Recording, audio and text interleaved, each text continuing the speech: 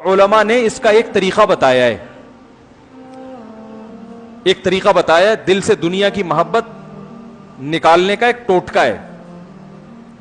روزانہ 5 منٹ فارغ کر کے نا، ایسے ٹائم پہ جب آپ کا ذہن بالکل فریش ہو، 5 منٹ بیٹھ کے آپ یہ سوچا کریں کہ بہت جلد ایک وقت آنے والا ہے میری لاش پھٹے پہ پڑی ہوئی ہوگی، مجھے کبھی دائیں کروٹ کبھی بائیں کروٹ غسل دیا جا رہا ہوگا، اس کے بعد میری ناک میں روئیاں ٹھوسی بھی ہوں گی، میرے پاؤں کو رسی سے باندھا ہوا ہوگا، پھر کفن لپیٹ کے میرے گھر سے میرے جنازے کو، بولو بھائی غلط تو نہیں کہہ رہا؟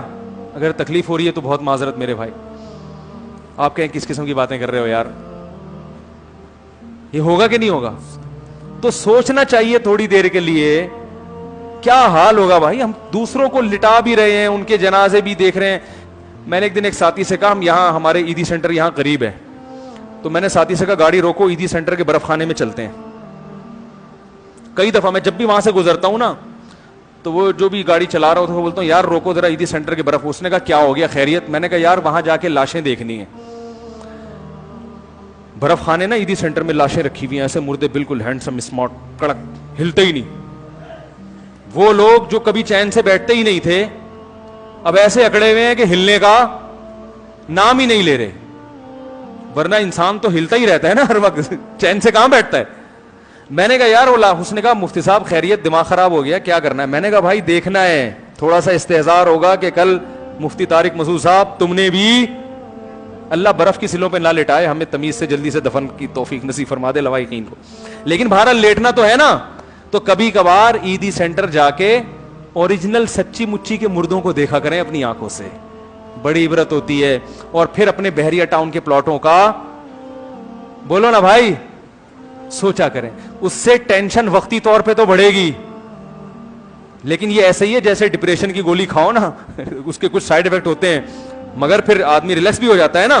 تو یہ ڈپریشن کی ایسی ٹینشن ہے، ایسی گولی ہے کہ وقتی طور پر تو آپ کی ڈپریشن کو بڑھائے گی مگر ہمیشہ کا سکون عطا کر دے گی یہ چیز. آپ بولو گے یار کوئی بات نہیں ہے یار، جاب لیس ہوں تو کیا ہو گیا، ان سے تو پھر بھی اچھا ہوں نا، یہ تو لیٹے ہوئے ہیں فٹ پاتھ پہ، میں آرام سے سو تو جاتا ہوں. فٹ پاتھ پہ میں نے کسی کو نہیں دیکھا کہ جو سو نہ رہا ہو رات کے وقت. نرم گدوں پہ ایئر کنڈیشن روم میں تو بہت سے ایسے لوگ دیکھے ہیں جن کو نیند نہیں آتی پوری پوری رات. فٹ پاتھ پہ جو لیٹنے والے ہیں، جب بھی کسی کو جا کے میں نے دیکھا ہے خراٹے لے کے مزے سے سو رہا ہوگا، کیونکہ اس کے پاس چمن کی گاڑی بولو بھائی نہیں ہوتی، لہذا وہ ٹینشن میں ہی نہیں ہوتا. اس کے پاس کوئی ہے ہی نہیں، اس کے پاس کوئی ہے ہی نہیں نا، چھیننے کا غم ہی نہیں. کیا فٹ پاتھ چھینو گے اس سے بھائی اس سے کیا فٹ پاتھ چھینو گے؟ وہ کہے گا چھین لے میں سڑک پہ جا کے سو جاؤں گا. سونے کے لیے تو کہیں بھی آدمی جا کے سو جائے. تو وہ بڑی سب سے زیادہ مزے کی زندگی. چھوڑے ابھی زیادہ پھر وہ بات وقت ختم ہو رہا ہے. تو کبھی کبھار قبرستان تو جایا کریں، لیکن عیدی سینٹر کے مردہ خانے کا چکر بھی لگا لیا کریں. اور کبھی بیگم کو بھی لے جائیں. ہر وقت باتیں کرتی رہتی نا ہمارا پلاٹ کیوں نہیں ہے، ہمارا مکان کیوں نہیں ہے. آپ نے صرف 38 تولے سونا مجھے ابھی تک بنا کے دیا ہے 38 تولے میں ہوتا کیا ہے نا. میرے پاس صرف 25,000 جوڑے ہیں. میرے پاس صرف کتنے جوڑے ہیں؟ 25,000 جوڑے میرے پاس صرف 10 پیٹیاں ہیں. تو یہ کیا ہے؟ یہ تو بہت یہ ہوتا ہے، جذبہ ہوتا ہے، وہ تو ختم تو نہیں ہوتا نا. مرد میں بھی نہیں ختم ہوتا جذبہ، عورت میں بھی ختم نہیں ہوتا. میرے ساتھ پھر 1 کروڑ روپے اکاؤنٹ میں پڑے ہوئے ابھی تک. یہ کیا؟ یہ تو میں 1 پلاٹ خریدوں گا ختم ہو جائیں گے. 1 کروڑ روپے پڑے پھر 1 پلاٹ خریدیں گے کیا ہو جائیں گے؟ یہ تو کچھ ہے ہی نہیں. تو 1 پلاٹ کے پیسے رکھے ہوئے میرے پاس. یہی سوچ کے کیا ہو رہا ہے؟ پاگل ہو رہا ہے انسان. تو جائیں ذرا مردہ خانے میں جا کے ان مردوں کی حالت دیکھا کریں، پھر ان سے انٹرویو لیں، ان سے پوچھیں بھائی بتاؤ کتنے پیسے ہیں تمہارے پاس. کوئی مردہ کہے گا میرے 2 پلاٹ ہیں بحریہ ٹاؤن میں، لیکن میں گزر رہا تھا ایک ٹرک مار کے چلا گیا. وہ سارے ایسے ہی پڑے ہوئے ہوتے ہیں لاوارث، ان کے کوئی جیب سے کوئی شناختی کارڈ نہیں نکلا ہوا ہوتا. اس لیے بھائی ہر وقت شناختی کارڈ جیب میں رکھے، کیونکہ ٹرک والا تو اسٹیکر بنا کے چلا جائے گا آپ کا. آپ تو اسٹیکر بن جاؤ گے، کوئی شناخت نہیں ہوگی، لیکن شناختی کارڈ سے بہرحال انسان پکڑا جاتا ہے. صحیح ہے نا؟ تو لواحقین کو مشکل نہیں ہوگی. تو आप उनसे जाके इंटरव्यू ले, उनसे पूछें भाई क्या हुआ था, कितने प्लॉट हैं, किसी के 10 होंगे, किसी के 20 होंगे, किसी को क्या होगा, कोई गरीब भी होगा, कोई रक्शे वाला भी होगा, कोई टैक्सी वाला भी होगा, उसको अपने रक्शे पे बड़ा फख्र होगा, उसको अपनी टैक्सी पे फख्र होगा कि आखिरी किस्त थी वो भी अल्हम्दुलिल्लाह पूरी हो गई, अब ये टैक्सी मेरी हो गई है।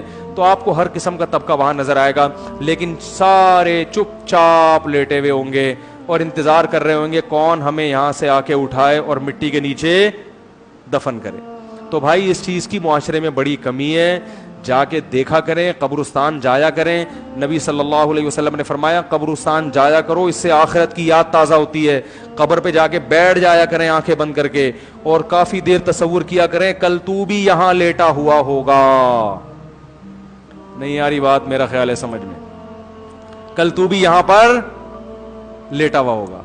तो क्या ख्याल है, जाएंगे ईदी सेंटर है भाई? अब ईदी सेंटर वालों का फोन ना आए मेरे पास कि इतनी पब्लिक नाजाबाद से आ रही है, खैरियत तो है, लेकिन जाया करें, इस तरह की चीजें देखा करें, से आखिरत की याद ताज़ा होती है।